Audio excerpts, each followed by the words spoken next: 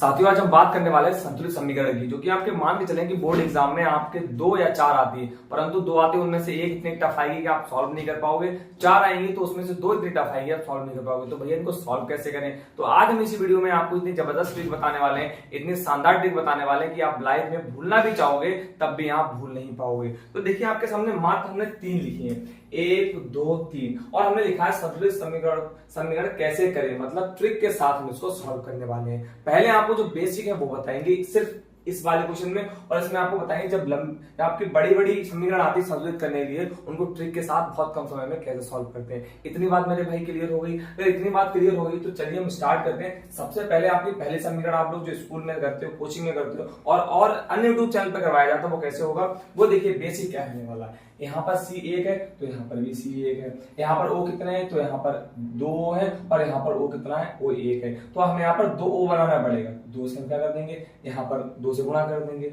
अब देखिए, यहाँ पर आपके 2, यहाँ पर 2, यहाँ पर 2C, पर यहाँ पर 1C, तो यहाँ पर भी हम क्या करेंगे, 1 2 से C 2 से गुणा और कर देंगे। अब देखिए, यहाँ पर अगर हम बात करेंगे तो C बराबर इधर आपकी 2 है, C बराबर 2 हो गया। इधर O की बात करेंगे तो O बराबर आपका 2 हो गया। इधर की बात करें तो C बराबर 2 और O बराबर 2, मतलब कि आपके सारे जो एलिमेंट है, जो तत्व है, वो कैसे हो गए, आपके बराबर हो गए। और भाई हमें करना होता, अब जब इतनी बड़ी सॉल्व करेंगे, इसमें से जो ये वाली है भाई, ये दोनों बहुत इजी है अगर आपको ट्रिक आती है, अन्यथा आपको बहुत बड़ी प्रॉब्लम क्रिएट होने वाली। और लास्ट में अगर हमारे पास हमें लगेगा कि वीडियो आपका टाइम वेस्ट ना हो, तो एक और बताएंगे, वो इतनी जबरदस्त ट्रिक से बताएंगे आपको लगेगा हाँ भैया वही ट्रिक हमारे लिए बेस्ट है। अब बात करते हैं, देखिए यहाँ पर कि CaCO3 plus HCl gives CaCl2 plus HCO2 plus H2। इसको सॉल्व करने का जबरदस्त तरीका आपके सामने लेके आए। वो क्या है, हम मान लेंगे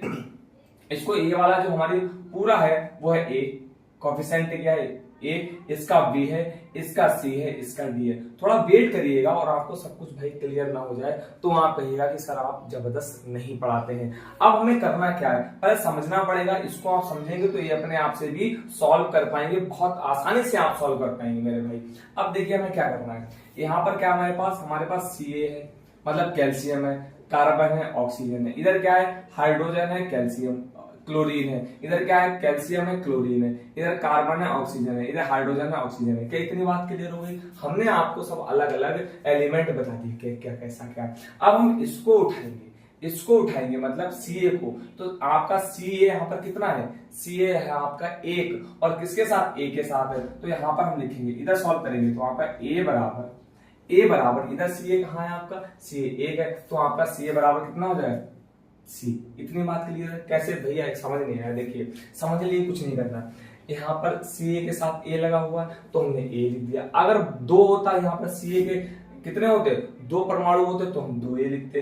यहाँ पर Ca के 2 परमाणु होते तो 2C लिख देते। इतनी बात क्लियर है? यहाँ पर 1 परमाणु था इसलिए हमने A लिखा, और यहाँ पर C 1 था इसलिए हमने खाली C लिख दी। इतनी बात क्लियर। अब बात करते हैं कि यहाँ पर C, कार्बन की बात करेंगे तो कार्बन है तो इसी के साथ भाई CaCO3 का एलिमेंट कोफिशिएंट क्या है, A है, तो यहाँ पर क्या करेंगे, A बराबर, फिर से A बराबर। अब इधर पक्ष में ढूंढेंगे C कहाँ पर है। इधर पक्ष में आपका जो है C, कार्बन, कहना भैया C यहाँ है, नहीं मेरे भाई ये Cl2 है, मतलब क्लोरीन है, सिर्फ C हमारे पास A है, तो यहाँ पर हो जाएगा A बराबर D। क्या हो जाएगा, A बराबर D। इतनी बात क्लियर हो गई।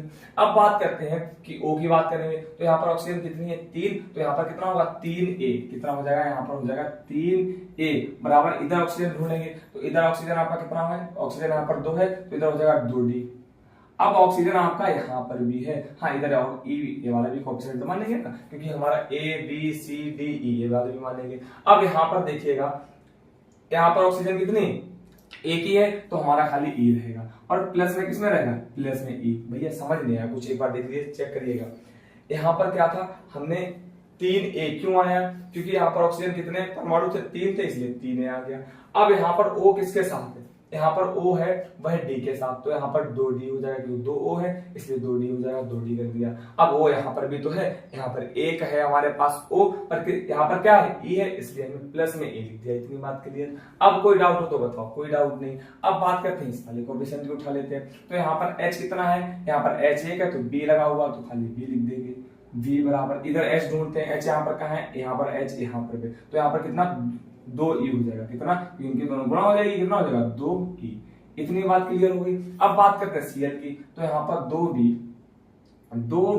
बराबर, क्योंकि यहाँ पर क्या है, सॉरी यहाँ पर आपका v कितना रहेगा, यहाँ पर आपका रहेगा v, और यहाँ पर कितने हैं आपके Cl 2 हैं, तो 2c हो जाएगा कितना, क्योंकि यहाँ पर क्या होगा 2c हो गया है। इतनी बात क्लियर। अब यहाँ पर हमारे कोई भी कोएफिशिएंट लिखने के लिए नहीं बचे, तो अपने पास से हम मानेंगे, a बराबर 1 मान लेंगे। क्या मान लेंगे, a बराबर हमने जैसे ही 1 माना, देखिएगा भाई a बराबर जैसे ही 1 माना, अब यहाँ पर a पुट करेंगे तो c बराबर हमारा 1 आ जाएगा। भाई यहाँ पर a रख देंगे, एक जगह कितना रखेंगे, 1 रखेंगे तो c बराबर 1 आ गया। अब यहाँ पर भी a बराबर कितना 1 रखेंगे तो d बराबर भी हमारा 1 आ गया।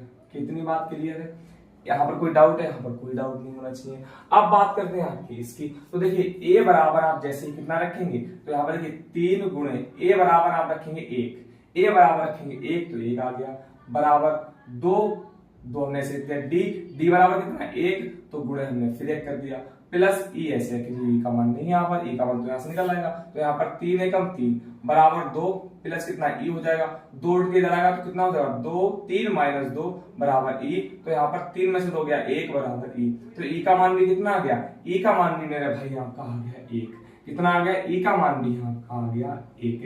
इतनी बात क्लियर है। अब ई का मान 1 आ गया तो यहाँ पर ई का मान पुट करेंगे, ई का मान जैसे 1 करेंगे तो आपका 2 एकम 2, तो आपका बी कितना आ जाएगा, बी बराबर आपका आ गया यहाँ पर 2। तो यहाँ पर आपको कोई भी डाउट नहीं है। तो देखिए A B C D E हमारे सब कोएफिशिएंट निकल आए और उठा के आपको यही पुट कर देना है। ए की जगह कितना है, ए की जगह आप 1 आया आपका, तो आप चाहे रखे ना रखे कोई दिक्कत नहीं, आप चाहे तो रख भी सकते हैं, कोई समस्या नहीं। चलिए हमने रख दिया। बी की जगह कितना आया, बी की जगह हमारा आया 2, तो यहाँ रखेंगे 2, यहाँ रख दिया हमने पेन से इस रेड से, यहाँ पर 1 आया और यहाँ पर बी की जगह कितना आया आपका 2, सी की जगह कितना आया, सी आपका आया 1, आप चाहे रखे चाहे ना रखे, हम रख देते हैं आपकी तसल्ली के लिए। डी के बराबर कितना आया, डी बराबर 1, तो यहाँ 1 रखेंगे, और हमारा ई बराबर कितना आया है, ई बराबर भी आपका आया है 1, तो आपके समीकरण संतुलित हो गए। भैया हमें बिलीव नहीं हो रहा, क्या है संतुलित हो सकते हैं, बिल्कुल। एक बार चेक करके देखिए, चेक कर लेते हैं। तो यहाँ पर कौन कौन से एलिमेंट आते हैं आपके सी, तो सी ए आपके यहाँ पर कितना, सी आपका 1 है, क्या इधर आपका सी कितना है, 1 ही तो है। देखिए भाई कोई और नहीं है भैया, सी ए मतलब कैल्शियम। अब सी की बात करेंगे कार्बन की, तो यहाँ पर कार्बन कितना 1 इधर है, क्या कार्बन इधर कहीं, हाँ 1 है भैया सिर्फ, बहुत बढ़िया, बराबर दोनों तरफ। अब इधर कितना ओ आपका है 3, ओ कितना है आपका 3, क्या इधर वो है, हाँ 2 इधर है, और आपका 1 इधर है, कितना हो गया 3 हो गया, तो इधर भी आपका 3 हो गया। अब बात करेंगे H की, H यहाँ पर कितना है 2, क्या इधर H है, हाँ बिल्कुल 2 H आपका हो गया। Cl की बात करें, यहाँ Cl कितना है 2, इधर भी Cl कितना है 2। तो आई होप आपको ट्रिक बहुत जबरदस्त तरीके से समझ आई होगी, इसमें कोई भी डाउट नहीं होगा। अब बात करते हैं इस वाले समीकरण की, एक बार चेक कर लें कि आपका आउट ऑफ फ्रेम तो नहीं जा रहा है, बिल्कुल सही आपका आउट ऑफ फ्रेम नहीं जा रहा है। अब एक बार आप ट्राई करिए, कोशिश करिए, तब तक हम सॉल्व करते हैं, कोएफिशिएंट लेते हैं। अब हम क्या करेंगे, इसको हमने a मान लिया, इसको b मान लिया, इसको c, इसको d और इसको e। वही हमें सेम करना जो हमने उधर किया था। हम यहाँ लिखेंगे a बराबर, भाई mn कितना आपका 1 है, तो a बराबर यहाँ पर mn किसके साथ है, मैंगनीज के साथ c, तो a बराबर कितना हो जाएगा भाई, c हो जाएगा। इतनी बात क्लियर हो गई। फिर हम लिखेंगे कि आपका ऑक्सीजन कितने हैं, 2 है, और यहाँ पर कितना है भाई 2, तो 2 a हो जाएगी, इनकी दोनों गुणा हो जाएगी, तो आपका हो जाएगा 2a बराबर, इधर ऑक्सीजन कहाँ है, इधर ऑक्सीजन आपका इधर हो गया, तो आपका कितना हो जाएगा, e हो जाएगा। इतनी बात क्लियर हो गई। अब बात करते हैं आपकी H, यहाँ पर हाइड्रोजन कितना है, एक ही है, तो यहाँ पर D बराबर कितना हो जाएगा, इधर हाइड्रोजन ढूंढिए, H कहाँ है, H कहाँ है, इधर H इधर है, तो आपका हो जाएगा 2e। इतनी बात क्लियर। अब Cl कितना आपका 1 है, तो आपका B बराबर इधर भाई Cl ढूंढिए, Cl आपका इधर है 2, तो आपका 2 और Cl के साथ क्या लगा, C लगा है ना, तो 2C हो जाएगा, 2C। और देखिए Cl आपका यहाँ पर भी है, और इसके साथ भी क्या लगा है, इसके साथ भी आपका लगा है D, तो आपका प्लस 2D हो गया। अब बताइए कोई डाउट है, अब बताइए, एक बार हम चेक करते हैं कि आपका क्वेश्चन ठीक लगा हुआ है। हाँ बिल्कुल ठीक क्वेश्चन, कोई भी दिक्कत नहीं है। अब हम क्या करेंगे, सॉल्व करेंगे, क्योंकि हमारे पास सारे पता चुके हैं।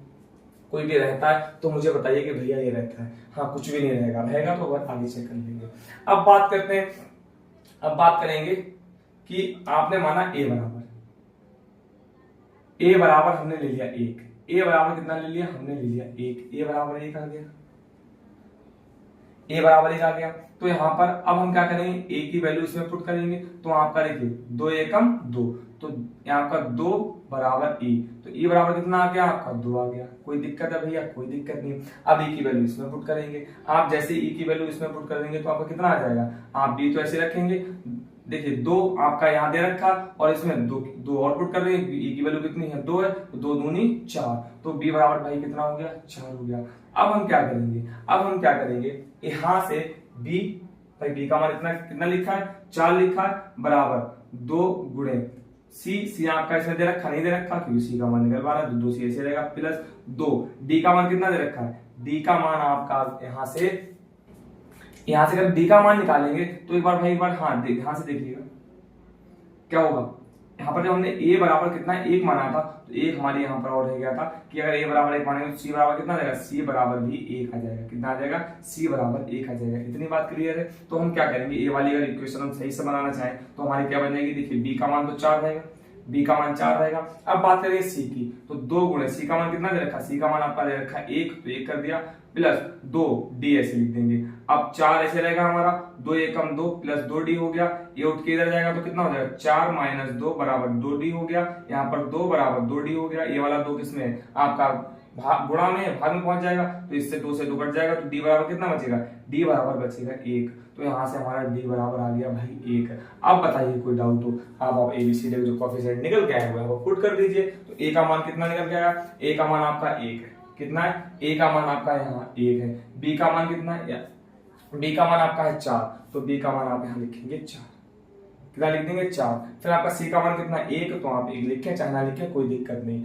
फिर आपका डी का मान कितना निकल गया है, डी का मान आपका 1, तो 1 आप चाहे लिखें चाहे ना लिखें। और ई का मान कितना निकल गया है, ई का मान आपका 2। आपकी समीकरण संतुलित हो चुकी। तो आई होप आपको 3 समीकरण बहुत जबरदस्त तरीके से समझ आई होगी। फिर भी कोई डाउट है तो हमें कमेंट में जरूर से बताएं, भैया ये हमें डाउट है, हम आपका डाउट दूर करने की पूरी कोशिश करेंगे। और हाँ, आप हमारे टेलीग्राम चैनल को ज्वाइन जरूर से कर लीजिए, आने वाले वक्त में आपको हिंदी बोर्ड क्लास 10 के मैराथन्स मिलती रहे और साथ साथ में प्रीवियस ईयर वहां पर क्वेश्चन भी आपको प्रोवाइड होते रहेंगे। Thank you very much.